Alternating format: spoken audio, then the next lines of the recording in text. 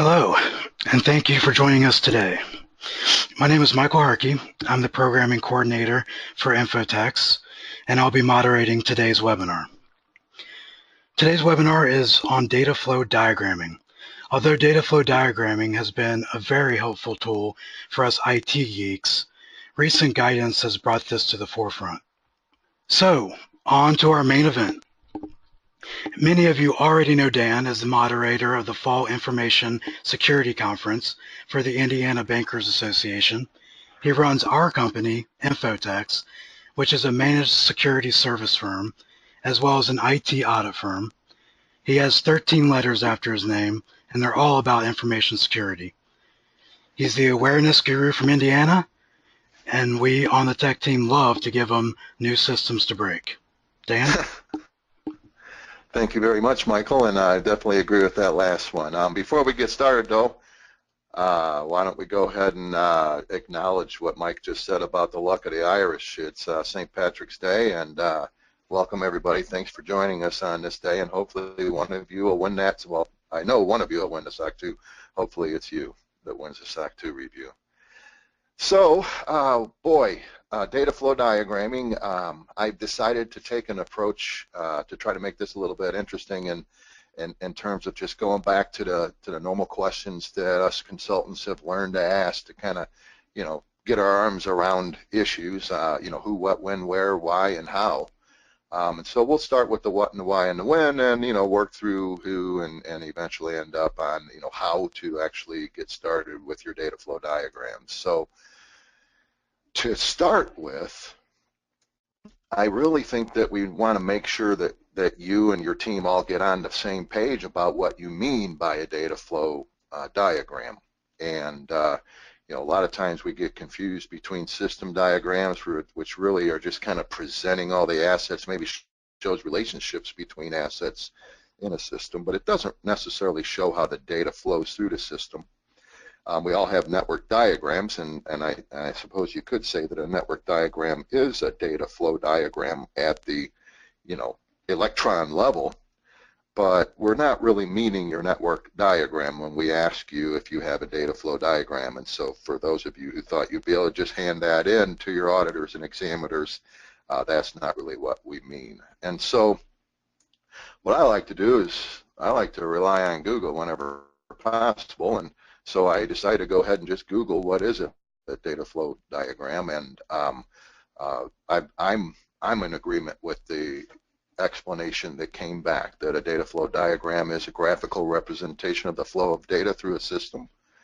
And what I really liked about this is that it also went on to say that a data flow diagram is often used as a preliminary step to create an overview of a system, and then what I'm really wanting to focus in on is those last 5 words there, which can be elaborated later.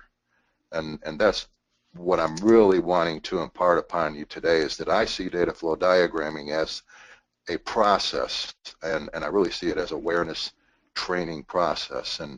And so what I feel like, if we can all agree and your documentation expresses what you mean by a data flow diagram, I think as we start working through why and when and how, you'll see where I'm heading with the definition of a data flow diagram for small banks that are often, managed by IT people who are, busy wearing many different hats, and they aren't usually just the IT person. But as Mike said, we had really been kind of moving through life thinking that we didn't need to have a data flow diagram, and a lot of you might not have even understood, or even knew the terminology until you went through your cybersecurity assessment. And though there's not supposed to be anything new, I'll have to admit that when I first saw the data flow diagrams are in place and document information flow to external parties, just zooming in on that right here in the fourth domain under the connections factor at baseline. As an auditor, I'm thinking, the first thing I did is I went out to the Information Security Handbook and went immediately to page 10, and I didn't really find what I wanted, so I started, searching for data flow, and it really only mentions data flow twice in the Information Security booklet, and on page 10, what they're actually saying there in the Cybersecurity Assessment tool is that because this Information Security Handbook, which was published in 2006, has this statement in here. We're all going to be drawing data flow diagrams if we decide that we want to be at baseline when it comes to our compliance with the Cybersecurity Assessment tool. And, you know, as I was searching for data flow, I really found the reason why I, as an auditor, hadn't really been requiring this out of small banks. And what I mean by that is if you search for data flow, it actually comes up on page 9, at the bottom of page 9 there, and really, you know, what it's basically saying is the institution's analysis should include system characterization and data flow analysis of network where feasible. Where feasible is kind of some important words there. And, you know, really, I feel like the guidance prior to the Cybersecurity Assessment tool really did create a scalability methodology that auditors were using. And if I go in and audit a bank that's more than $1 billion, you know, I mean, I might start asking them to diagram the flow of data through their system. But let's face it, you know, the Cybersecurity Assessment tool is there. It's a reality. Most of us want to claim that we're at baseline across the board when our auditors and examiners come in. I've been working with a few banks on helping them diagram their data flow, and I'm finding it takes maybe 15 to 20 minutes per diagram once you get a methodology down, once you decide the approach you want to take. And I watched it happen right before my very eyes with each of the banks that I worked with, where there was benefit gained from the process.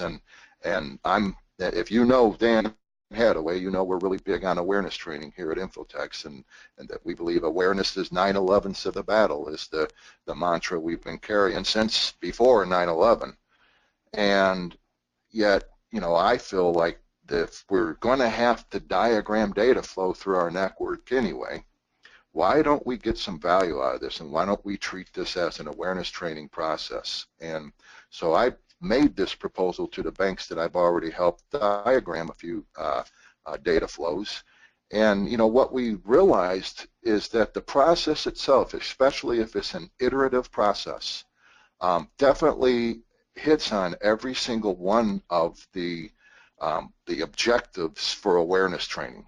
And so, you know, I've maintained for years now that awareness training really needs to educate as well as motivate and activate our awareness of the controls and of the risks, of the threats, the vulnerabilities, etc., that exist when it comes to information technology and information technology. And so what we've found as we've diagrammed data flow is that, you know, by seeing how the data flows through our network, and more importantly, by seeing where the data goes when it's no longer in our control, we are really creating a situation where we're getting on the same page about things that are rather important. Where data goes when it leaves our control is kind of an important thing to become aware of. And so, at least in our initial iterations, I've been seeing IT people say, I didn't realize that, when the non-IT people were looking at data flow diagrams and commenting on what they were seeing, and vice versa. And that in itself, I think, is a worthwhile value.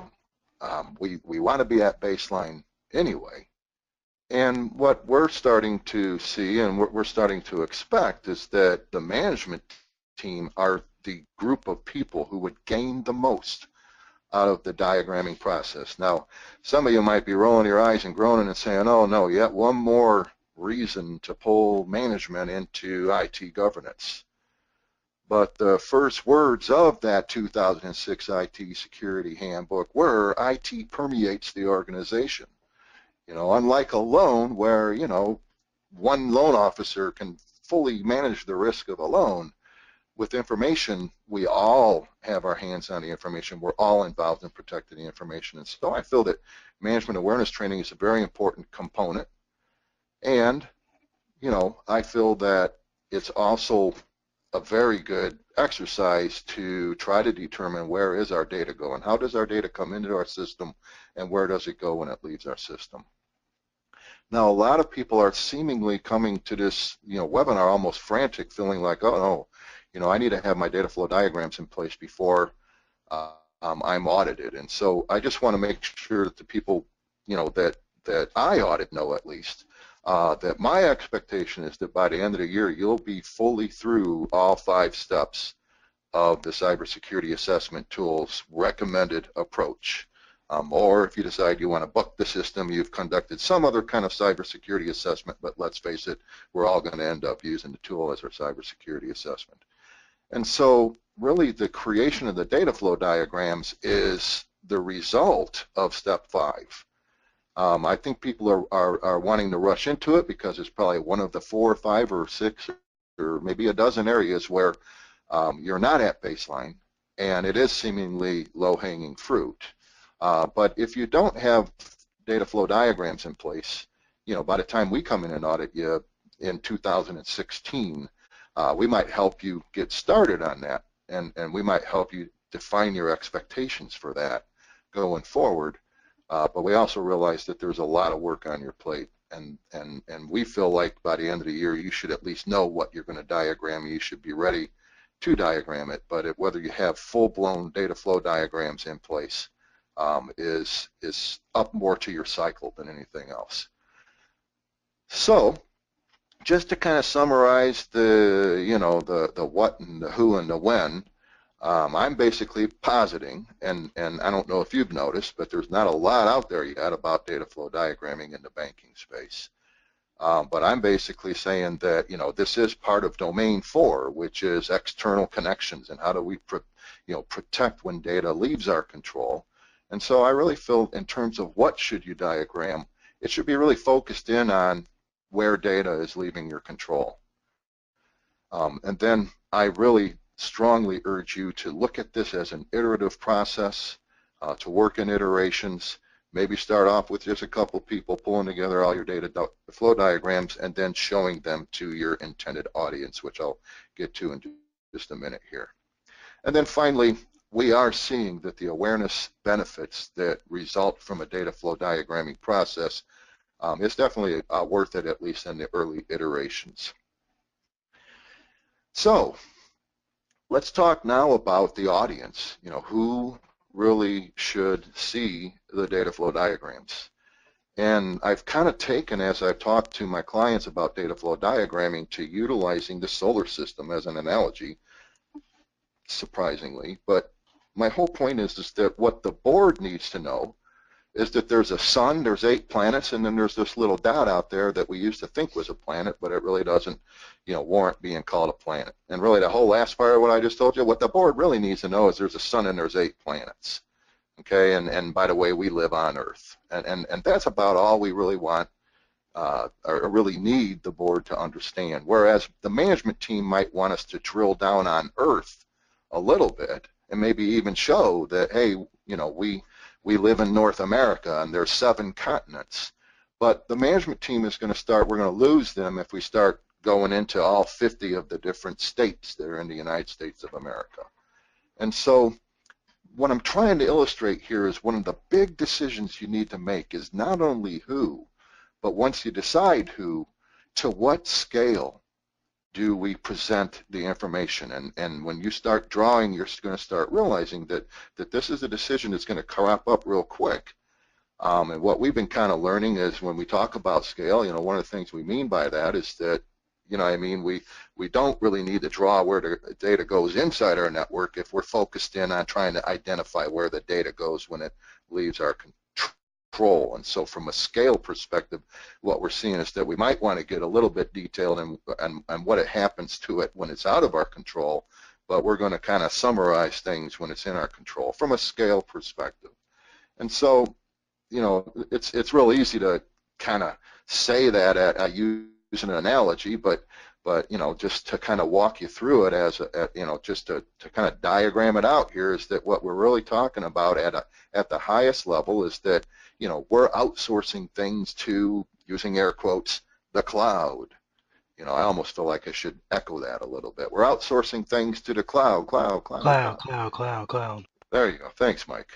But anyway, the point is that, what the board, what the highest level is that the bank has data, that our customers have data. There's people out there that want to, get that data from the bank, or, they might attack our customers. And then we have service providers that are involved in the process as well, because they're the people that actually end up hosting or possessing the data when we say it's going to the cloud, right? And so, first of all, the first question that I ask when I start a data flow diagram is what we just said there, right? Who are the players? Okay, and so at the highest level, we've got the bank, we've got our customers, we've got service providers, and then we have the threats. Okay, and so beyond that then, well, what's happening? What's happening with the data? Well, customers are bringing data into the bank. They're also sending that data to us via the cloud, right?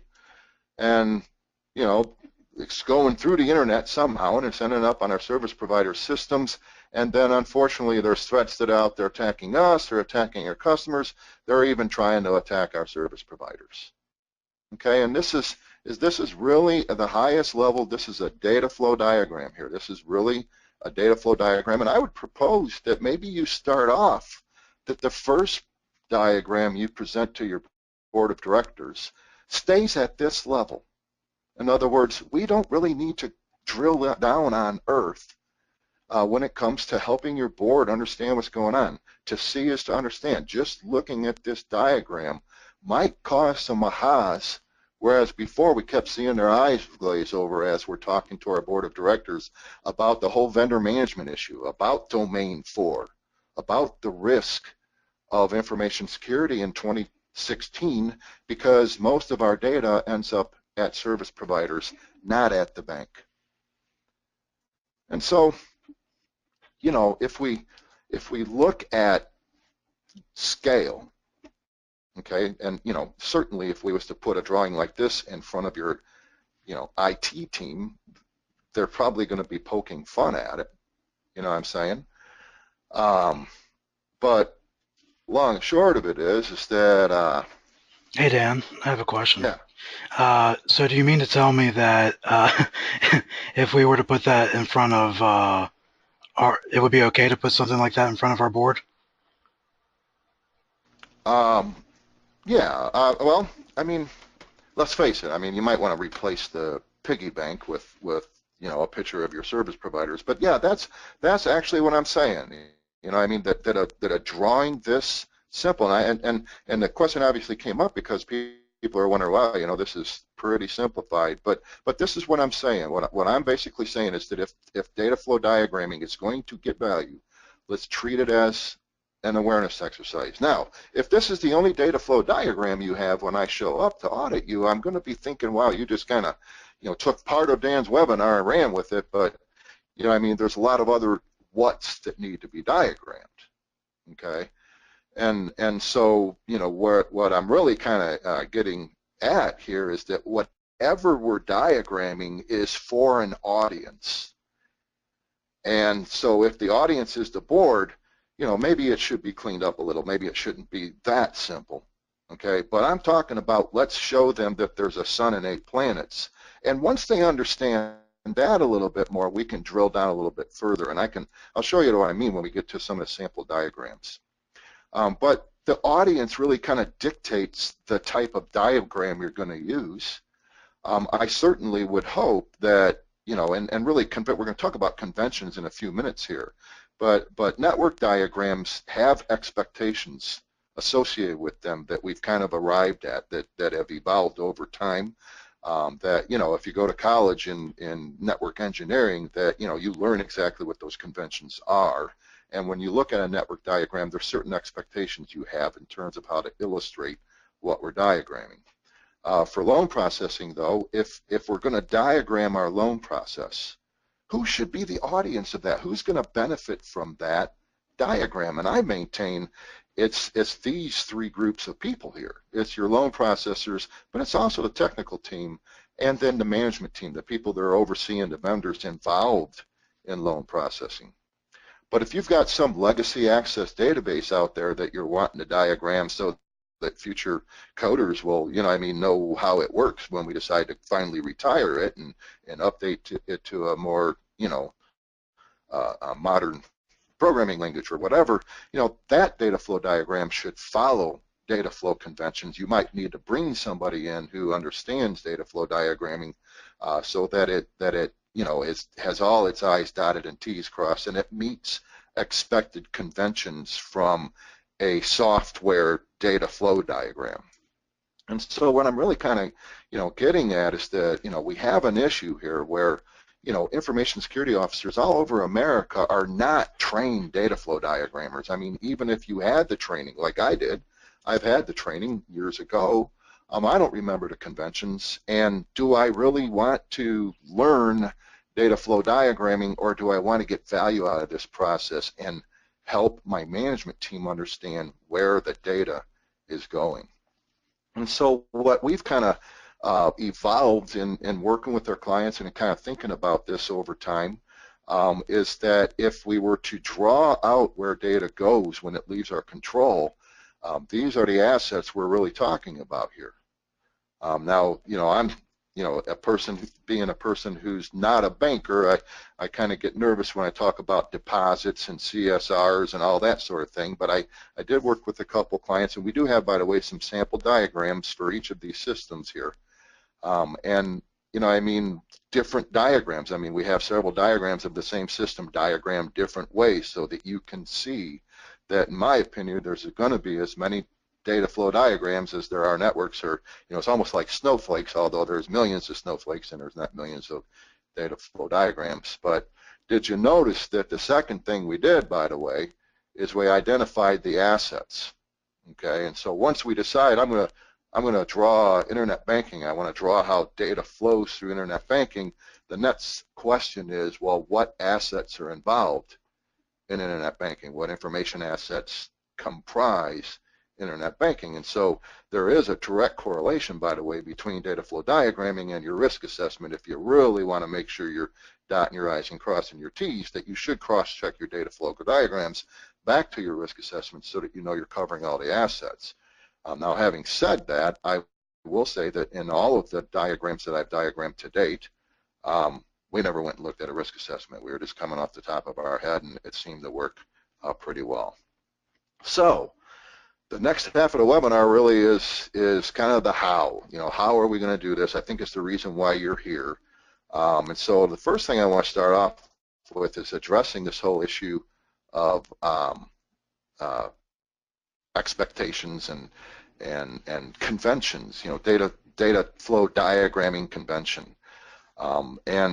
And again, especially since the guidance is so shallow, there's not a lot to go by.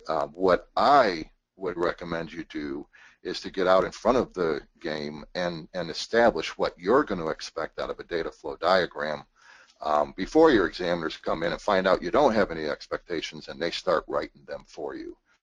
And so one way that we are trying to make that easy for you is that on our portal, and Mike will eventually be oh boy, I don't have it here. Everything didn't copy. So anyway, but on our portal there is a document that is well, what it really is, it was originated in about 2006, and the last iteration of it we had was 2008, and it's basically a network diagramming and system diagram procedure document.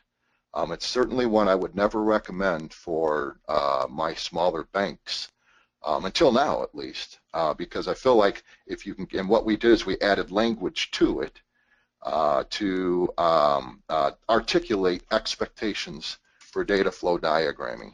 I'm just going to go ahead and shut the screen off just so I can show you that real quick. So I'll be back in just a second. I know exactly where that is to go get it. It's also on the portal, Dan, and I've chatted that link. Okay, and I'm not logged into where I need to be logged in to get it, so I apologize for not having that ready for my presentation here. I had copied that folder over. Apparently the whole folder didn't copy it over. So on the portal, like Mike said, and I guess this is the link to that portal page. You can download that boilerplate. It's a template. If you've been to my workshops or webinars before, you know that we're really big at providing starting points for policy or procedure language. Again, if you're a smaller bank, if you're at 500 million or more, you might want to consider adopting a procedure like that so that you have well-established expectations, et cetera. And it addresses both network diagrams, system diagrams, and data flow diagrams. But what I'm really kind of getting at with this webinar, I think one of the main takeaways from this webinar is, should you go to school to learn data flow diagramming conventions? And my answer to that is if you want to, if you have the time to, go for it. But I just feel that most ISOs have more important educational material to gain in 2016 than, conventions for diagramming data flow. And so what I would rather see you do is have a meeting with your management team and, really do a good job of pulling together the best you can do when it comes to showing how data flows into your network and then out of your network, and then most importantly, where does it go once it leaves your control? And so, of course, these are audit questions that I would be asking, by the way, if I came on board and it was time to audit your data flow diagrams. And so in 2017, I will be asking these questions of all of my audit clients. And then as you go, this is really the critical questions that you need to be asking to make sure that, you're getting the bang for the buck if you're going to spend your time doing this sort of thing. And so let's just kind of talk about the tools and resources and starting points that you have available to you, at least from my perspective, or at least from my awareness. And really, when I think data flow diagramming, when I think system diagramming, my mind immediately goes to Visio. And I have Visio up here. I just realized when I was getting ready for this webinar this morning that I don't have a copy of Visio on my laptop. And so I have to actually change screens here because I'm going to go to a sanitized place on our network. But this is what Visio looks like, and this, by the way, is a data flow diagram that's been put together by our technical team. It follows all the conventions, compared to the ones that a non-technical group would do. I would say these are rather boring, and I have kind of a nice story to tell you. It kind of explains why I'm saying that. I'm kind of giving Michael and my team a little bit of hard time back. But the long story short is what I like about Visio is that it has the conventions built right into it. And what I mean by that is that you can actually go out and go to Visio's help menu, and it'll actually define what each of these shapes are for you as well, and how to use them and when to use them. But it really just brings in the conventional shapes that are called for if you're going to follow good data flow charting conventions. Likewise, if you're using Visio for anything else, if you're putting it together an org chart, that sort of thing, it really lends itself to that. I'm going to go ahead and go back to my other screen here just to be on a safe side. And so Visio is definitely, I feel, a great place. If you already have Visio, it's what you might want to consider using for data flow diagramming. You can also use Microsoft Office. I'm using Office on a regular basis. I'll show you a couple of examples for that. I'm a PowerPoint guy, so I do all kinds of diagrams just using PowerPoint. I actually spend a lot of time on my iPad informally and do a lot of thinking, and so I found an application called Total Recall. It's just a free app for in the Apple App Store. But I use it a lot for just mind mapping is what I call it, but for system diagrams to kind of understand the relationships between information assets and that sort of thing in a system. And so I feel like it would be easy to use that as a network diagramming a data flow diagramming tool, especially if you're the kind of person that likes to do that type of thinking, graphic thinking is what I call it, from your recliner. And then finally, to get ready for this, I wanted to have something where I could share diagrams, and so we did find a free site out there on the internet, sketchboard.me. We have not vetted the vendor I would be careful about putting, anything above internal use classified information out on the network, or out there in the internet, I should say.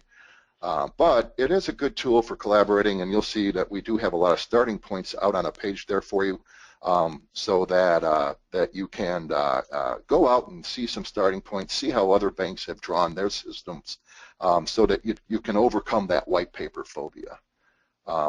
So I already showed you the Visio diagram. There's some other diagrams that we can have, but I'm kind of looking at the time here, and I'm wanting to make sure I have plenty of time to show you some of the sample drawings that are out there on Sketchboard.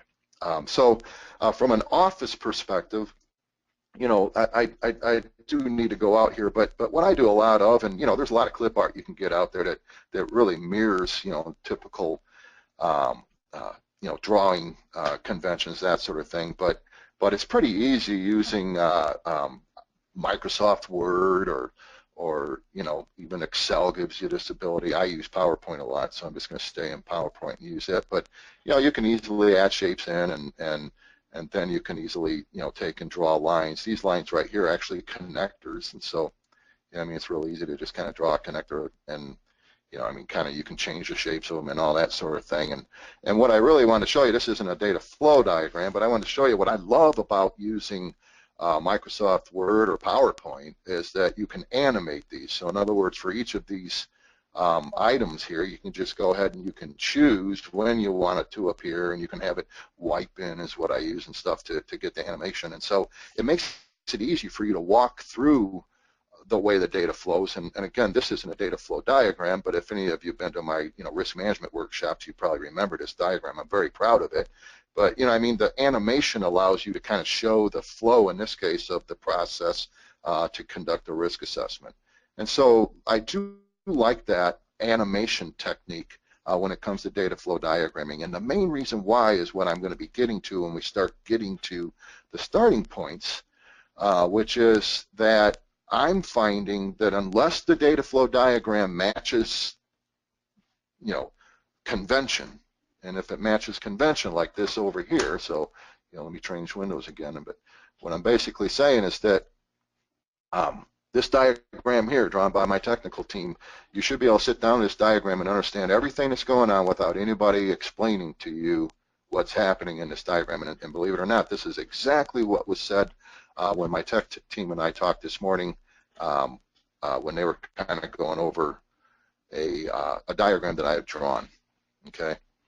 Mind map, that's that total recall. I'm not going to spend a lot of time on that, but suffice it to say, if you go out to this article that I wrote about secure messaging, and we're starting to run into some issues where people are bringing in new secure messaging systems and not configuring them right, but we used a mind map in that to show what we meant. Okay, and this actually did show a data flow when an email message is sent and what could happen to that email message and that sort of thing. Very basic, very cryptic, certainly didn't follow convention, but it got the point across, and it helped us hopefully provide educational information to our clients about the way you should configure your secure messaging system. And so where I'm really headed with this, and what I'm wanting to spend the rest of our time on, is just kind of going out to a website that our technical team found for me. And we've published this page. We actually I've worked with a few of my clients to get some starting points, to get let's diagram email in the cloud as an example. Certainly doesn't follow convention. When my tech team saw this, I think they shrieked, saying, "Dan, this isn't really a data flow diagram." They were wanting to see something more like what I showed you in that Visio diagram. But to me, this is what I'm looking for. I'm looking for you to have a conversation with your team about this is what happens when we put email in the cloud. It actually goes to a different, website. We've got email on site. So in other words, if you have email behind a firewall, we've kind of identified that. We've come through here and we've worked with a bank on their internet and mobile banking application. And really, it's not an application. It's several processes working together. And what this bank commented on was that, it's going to be great when the management team sees that everything's taken place Orange means out of our control in this diagram. And everything is taking place outside of our control. Okay. A different banker, we came in, this banker had said that, hey, BITS won't mind us using their name here, so they're BITS Bank. They also use TrustWave. TrustWave is a competitor of ours and a very good managed security service provider. And they do a lot of threat management processing for this particular bank. And so, this bank basically just wanted to kind of show how their email and their secure messaging system was working, and so they used that as a starting point. New accounts. I approached this bank and said, hey, I'd like to diagram deposit operations. And this particular banker said, really? Everybody knows how that works. I'd rather diagram email. And so we diagrammed email first, but then I said, hey, I know you think everybody knows deposit operations, but I don't. I'm wanting to learn more about deposit operations, and so let's kind of diagram it. And so we did. This bank gave me permission to leave some of those vendor names in there, but suffice it to say, a different bank would draw it a different way. And it's very important to realize that these starting points are just really to kind of help you see how other banks have diagrammed their commercial loan processing.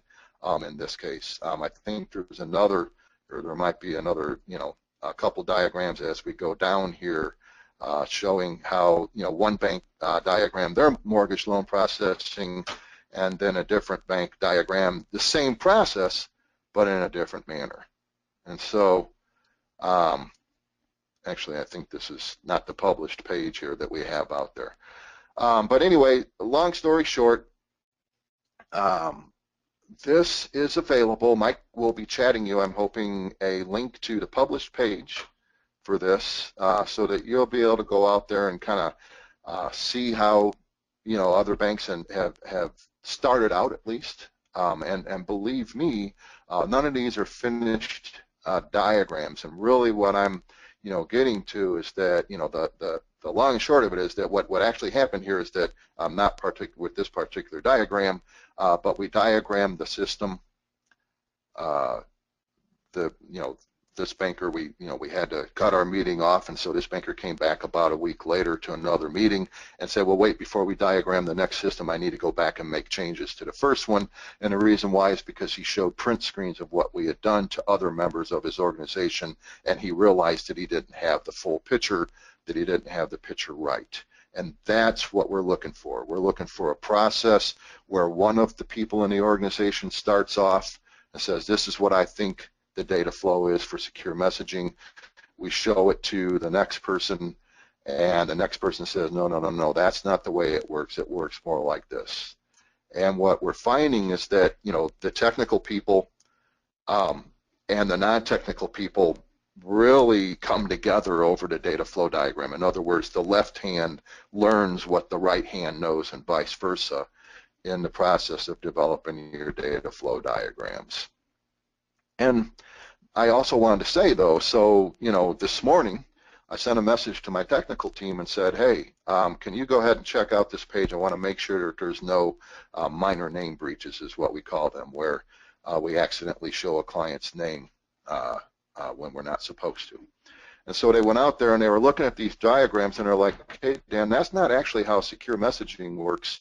And they ended up diagramming this is what they feel is a more accurate representation of secure messaging, a typical simple secure email system where someone clicks on a link and they go retrieve the message. Okay, and so the point being is that their main concern is that these diagrams up here are not following data flow diagramming convention. And where we kind of came together on that is my point was you're not going to be able to understand how this works unless someone's sitting there showing and actually walking you through, that the customer comes in and, he gives us a loan application and then the lenders basically upload that to the credit, they upload some of the information and they run a credit check. And then there's a whole bunch of other stuff. This particular banker said, I don't want to clutter my diagram with all the internal processing. My audience will know what happens internally. But once there's an approved loan, then the loan processing team will then enter it into the core, and then via scanners and our imaging server, all the data ends up in cold storage.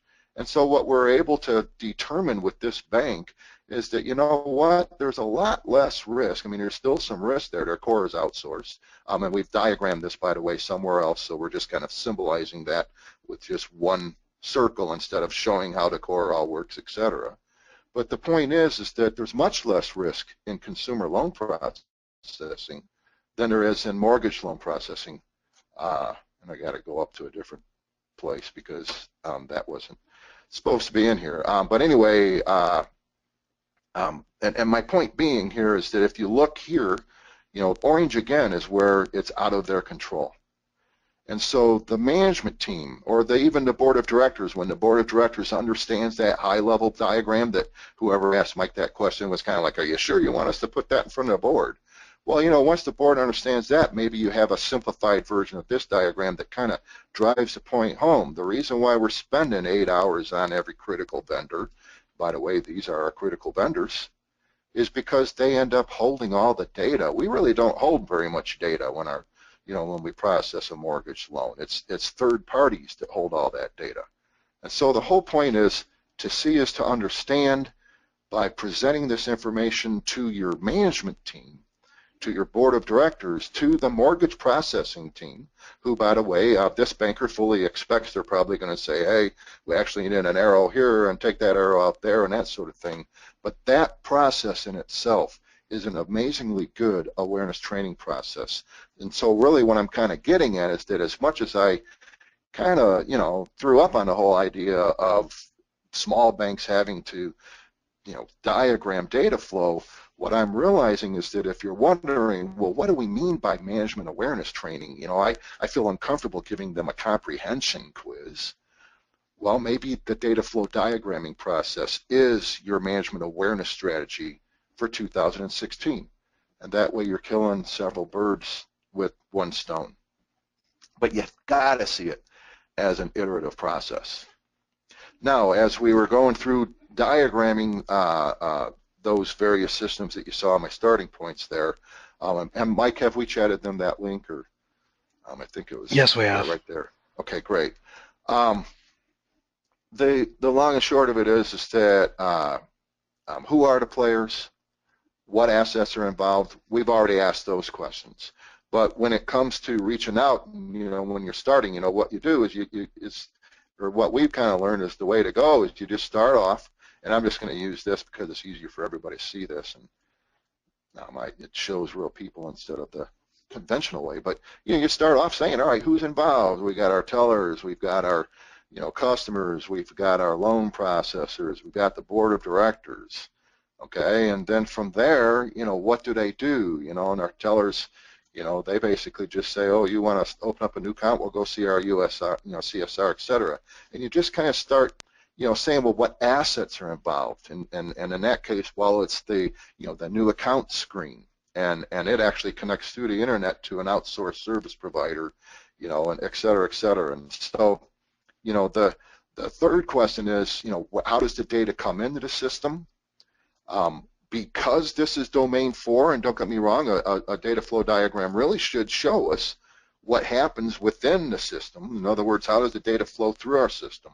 But what I'm more concerned about as an auditor, primarily because it's domain 4, the cybersecurity assessment tool that's giving birth to this need, is where does the data go once it leaves our system? And then finally, to me, the most important fifth question is, when are we going to get back together? Because I'm sure that once we've kind of slept on this, I'm sure that once we've shown this to other members of our team, that we're going to realize we need to take this document to the next level. And then, by the way, there is a sixth question that kind of relates to the scale that you're all going to end up asking, which is, when do we stop? In other words, when do we have too much detail? Is this something that we want to put in front of our team, or do we want to put all this other detail in front of our team? And again, all depending on the audience, there's probably more than one answer to that question.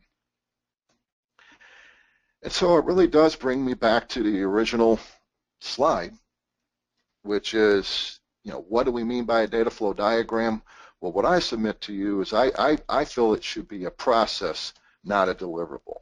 I really feel like you should look at it in iterations, and that your first data flow diagram is going to be inaccurate, and if we go into it realizing that, that'll motivate us to bring in the team members, the audience members that need to come into the process, so that we're doing a really good job of getting awareness out of the deliverables. So, any questions, Mike? Yeah, that was a very good question, by the way. No additional questions currently. Okay, great. This is the link to the portal. I'm assuming you've already sent that out, Mike? Yes, and I did again just now. And so, tell us a little bit about how you do the drawing. So what I did, what we do is we take a random, we do a random drawing out of the selection of the attendees we have, and we do have a winner. If you could actually check your chat, I've chatted you, and I will also email you. So congratulations, and we look forward to working with you. Thank you, everybody, for joining us today. If there's no additional questions, we will let everybody get back to their busy schedules. We appreciate it. Thank you, Dan, as always. Thank you. When you view an Infotex webinar or movie, you do so with 4 caveats. First, you're agreeing to the terms posted at the web page listed on this slide.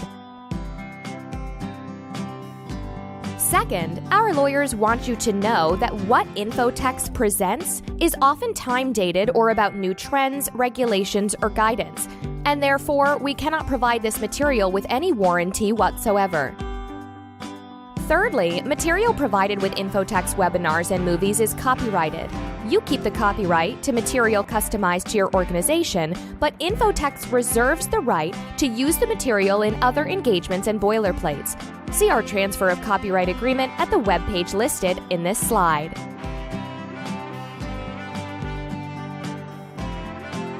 Finally, those who view our webinars or movies may be added to an email mailing list. If you do not wish to receive notice of additional educational opportunities, please accept our apologies and please opt out at the web page shown on this slide.